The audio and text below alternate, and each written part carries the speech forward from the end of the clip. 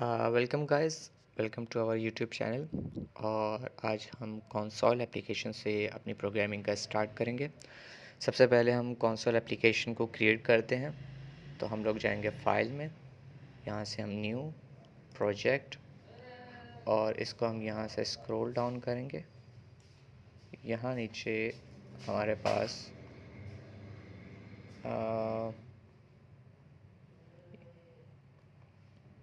Console application dot net framework के लिए जो है इसको हम सेलेक्ट करेंगे।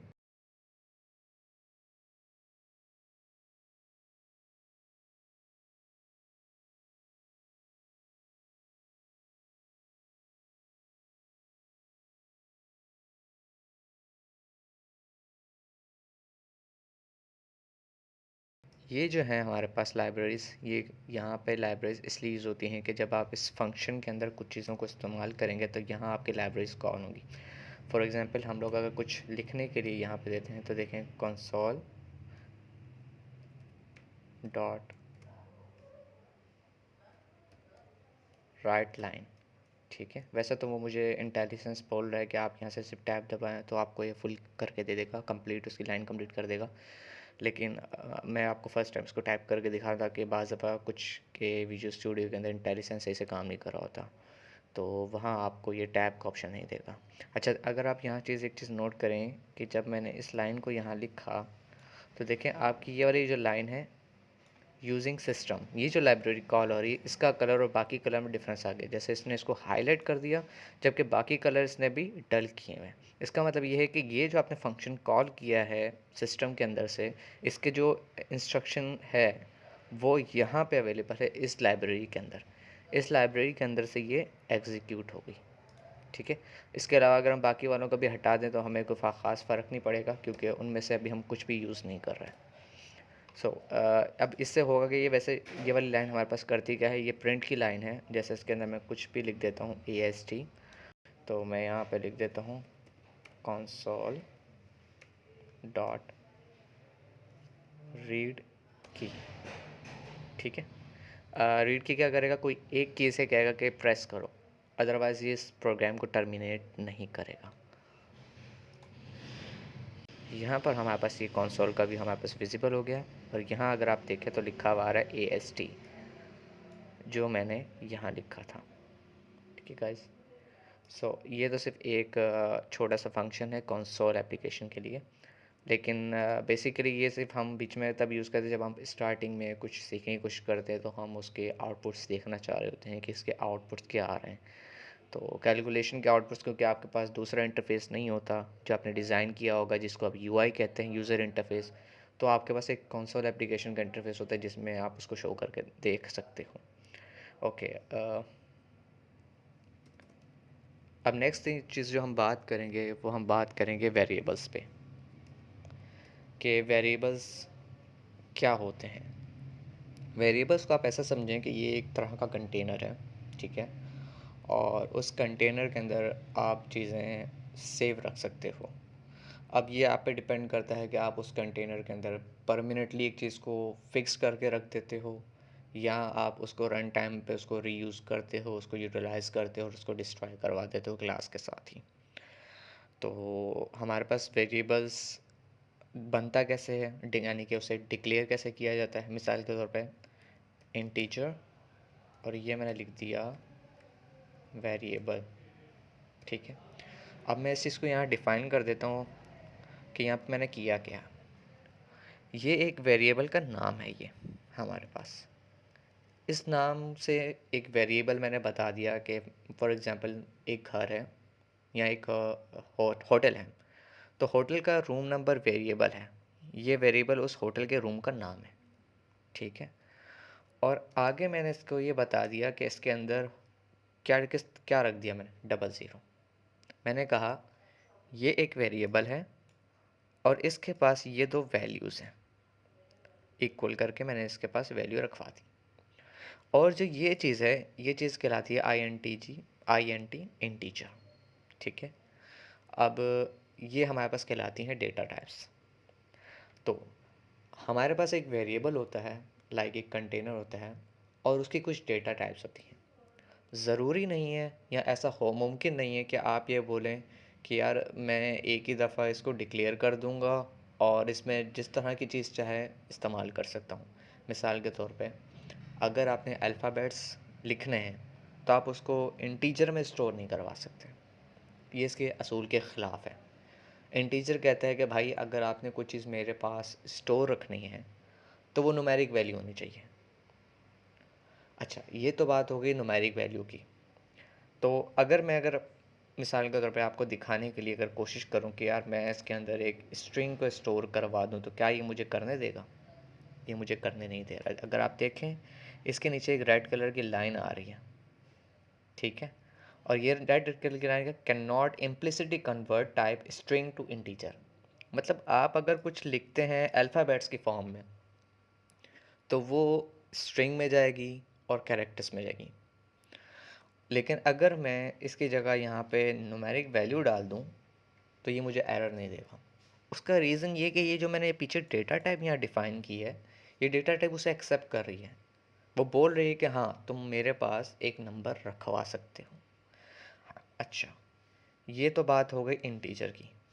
लेकिन क्या अब इंटीजर के अलावा अगर हम बात करें तो आप ये सोचेंगे यार अगर मैं पॉइंट्स वाला नंबर भी तो अगर देखा जाए तो वो एक नंबर ही होता है। मिसाल के तौर पे 121.5। लेकिन भाई इसमें अब इसने एरर क्यों दे दिया मुझे कि भाई ये इस चीज़ का मैं क्या एरर है, ये तो दोनों ही नंबर है तो इसको एक्सेप्ट तो करना चाहिए।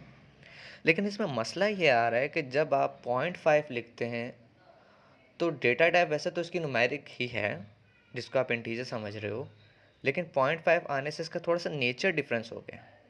लाइक जो इंटीजर है ये हमारे पास अच्छा, ये जो इंटीजर है ना, ये तो ठीक एक नंबर है लेकिन इसका एक साइज़ फिक्स्ड है, ठीक है? जब आप इसको कोई पॉइंट में वैल्यू देते हैं तो वो उस साइड से एक्सीड करने लग जाता है। इंटीजर कहता है कि भाई मैं पॉइंट के बगैर की वैल्यू तो कितनी बड़ी भी हो मैं उसको हैंडल कर लूँगा। लेकिन जहाँ 0.5 आपने इंटीजर वैल्यू के साथ लगा दिया तो वहाँ मैं इसको हैंडल नहीं कर सकता क्योंकि वो मेरी पहुँच से बाहर होने लग गया था। ऐसे सिचुएशन में हमारे पास एक डेटा टाइप और आती है जो कहलाती है फ्लोट।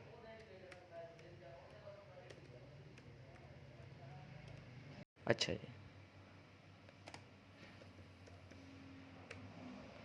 तो अब सी शार्प के अंदर जब आप फ्लोट वैल्यू डिफाइन करते हैं तो इसके साथ 0.5 के साथ आप एफ रिप्रेजेंट करेंगे कि ये एक फ्लोट वैल्यू है, ठीक है?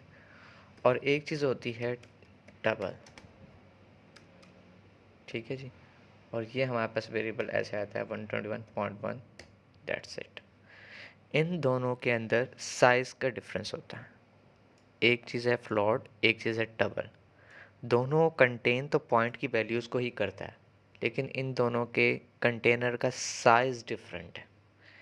इस वजह से ये इस एक के रिप्रेजेंटेशन में एफ आ जाता है और एक के रिप्रेजेंटेशन में एफ नहीं आता। अब डबल जो है ये ऐसा इंटीजर है, आप इसको ऐसा समझ लो कि जो पॉइंट की वैल्यू को हैंडल कर सकता है, क्योंकि इस कंटेनर ये जो कंटेनर है डबल टाइप का, इसका साइज़ इंटीजर्स की उसकी वेरिएबल से बड़ा है। इस वजह से डबल में अगर आप मैं मिसाल के तौर पर पॉइंट हटा कर भी वैल्यू लिखूं तो मुझे एरर नहीं दे रहा। उसकी वजह ये कि वो उस कंटेनर से ओवरफ्लो तो हो ही नहीं रहा। वो कह रहा है कि भाई तुम मेरे पास 121.5 रखवाओ या सिर्फ 121 रखवाओ, मुझे कोई इशू नहीं है, मैं दोनों को हैंडल कर लूँगा। लेकिन अगर मैंने इसको कह दिया कि नहीं जी आप इसको हाँ, अगर मैंने इसको कह दिया कि यार अगर तुम्हारे पास साइज़ बड़ा है तो तुम कोई स्ट्रिंग की वैल्यू क्यों नहीं रख लेते हैं, रख लो भाई इसे। लेकिन यहाँ ये अवेलेबल नहीं, क्योंकि ये दोनों की कैटेगरी तो सेम है। लाइक बिलोंग तो वो न्यूमेरिक वैल्यू से ही करते हैं, लेकिन फ़र्क इतना है कि ये न्यूमेरिक वैल्यू क्योंकि इसका साइज़ कम है तो इसलिए पॉइंट के बगैर की वैल्यू को हैंडल करेगा, और जो डबल है इसका हमारे पास साइज़ ज़्यादा है इसलिए पॉइंट के साथ वाली वैल्यू को एक्सेप्ट कर लेगा। तो ये तो चीज़ हो गई कि वेरिएबल होता क्या है। वेरिएबल की टाइप के अंदर अगर हम बात करें तो हमारे पास इंटीजर है, डबल है, स्ट्रिंग टाइप है, ठीक है? और स्ट्रिंग के अंदर हम चाहें तो यूँ एम्प्टी स्ट्रिंग दे दें। एम्प्टी स्ट्रिंग से मुराद ये होती है कि इसके अंदर कोई भी डेटा अवेलेबल नहीं है, लाइक ब्लैंक स्पेस, एक ब्लैंक स्पेस एग्जिस्ट कर रही है वहाँ पर। लेकिन हाँ, क्योंकि ये देखें, अब मैं यहाँ पे एक और चीज़ आपको बताता चलूँ कि स्ट्रिंग को अगर आप कोई अल्फ़ाबेट लिखने लगे हैं तो आप उसको डिफ़ाइन कैसे करते हैं? क्या इसके लिखने के बगैर मैं यहाँ पे अल्फ़ाबेट्स दे सकता हूँ?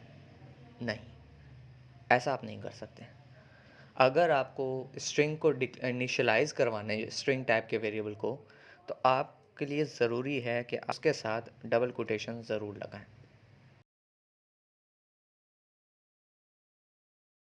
तो अब हम एक डिक्लेयर करते हैं वेरिएबल स्ट्रिंग टाइप का।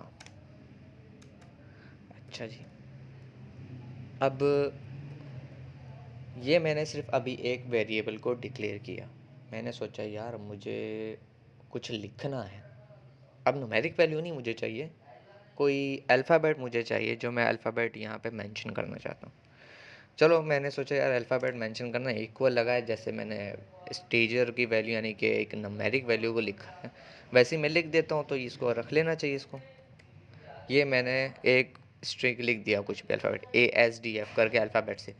लेकिन ये नहीं रेड क्यों दे रहा है भाई? मैंने सोचा था कि मैं एक अल्फ़ाबेट लिखूँगा, मैंने अल्फ़ाबेट की टाइप बता दी, अल्फ़ाबेट का नाम दे दिया, इक्वल ऑपरेटर दे दिया, टर्मिनेटर ऑपरेटर आखिर में दे दिया, तो ये अब इस पे एरर क्यों दे रहा है?